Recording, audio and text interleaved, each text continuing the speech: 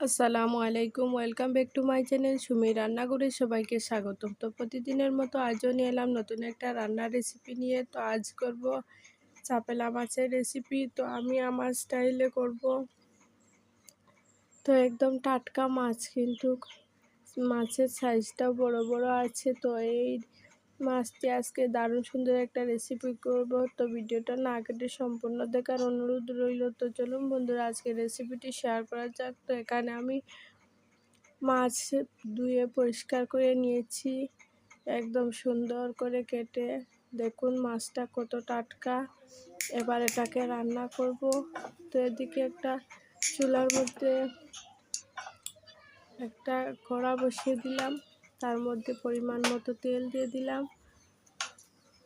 তেলটা গরম হয়ে গেলে দিয়ে দেব বড় সাইজের একটা পেঁয়াজ কুচি।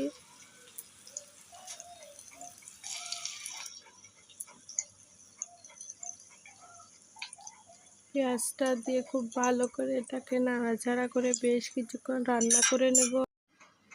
তারপর এতে অ্যাড করে দেব 1 চা চামচের মতো হলুদ গুঁড়ো, 2 চা চামচের মতো কাশ্মীরি লাল লঙ্কার গুঁড়ো আর সামান্য একটু জিরে গুঁড়ো দিয়ে দেব। দিয়ে খুব ভালো করে এটাকে নাড়াচাড়া করে বেশ কিছুক্ষণ রান্না করে নেব।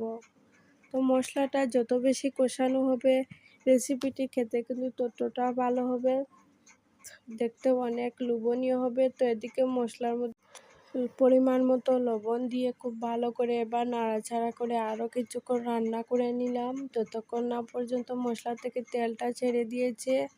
তারপর এক এক করে মাছগুলি দিয়ে দিলাম।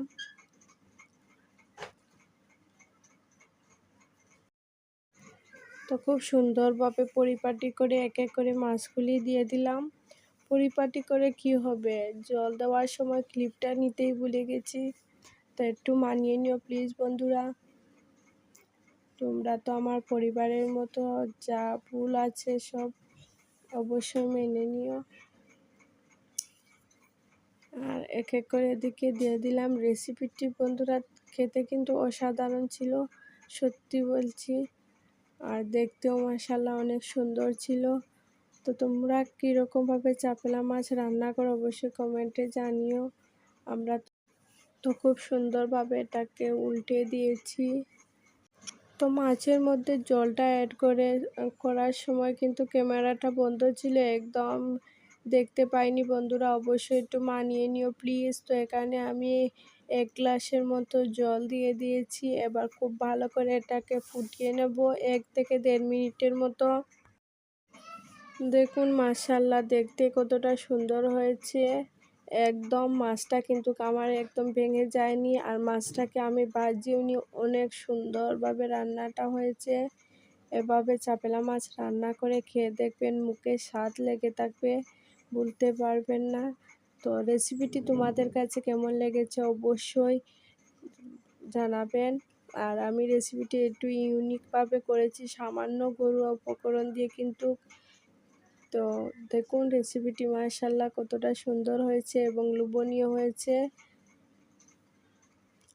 তো রেসিপিটি একটু হলে ভালো লাগলে অবশ্যই বন্ধুরা একটা লাইক দিয়ে যাবেন, আর পুরো ভিডিওটা দেখবেন। আপনাদের একটা লাইকে আমার ভিডিওটা অন্যজনের কাছে পৌঁছে যেতে সাহায্য করবে। তো বেশি বেশি করে কমেন্ট করবেন বন্ধুরা, দেখতে কতটা ভালো হয়েছিল এবং খেতে কতটা। তো আজই তো দেখা হবে নতুন